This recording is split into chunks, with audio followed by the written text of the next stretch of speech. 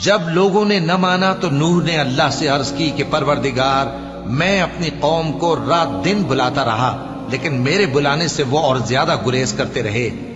جب میں نے ان کو بلایا کہ توبہ کریں اور تو ان کو معاف فرمائے، تو انہوں نے اپنے کانوں میں انگلیاں دے لی اور اپنے اوپر کپڑے اوڑھ لیے اور اڑ گئے اور خوب تکبر کرنے لگے۔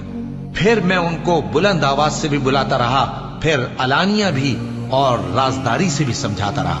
پھر میں نے کہا کہ اپنے پروردگار سے معافی مانگو کہ وہ بڑا معاف کرنے والا ہے۔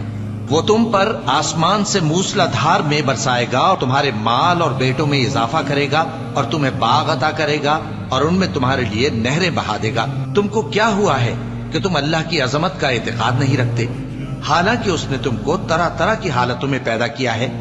کیا تم نے نہیں دیکھا کہ اللہ نے 7 آسمان کیسے اوپر تلے بنائے ہیں اور چاند کو ان میں روشن بنایا ہے؟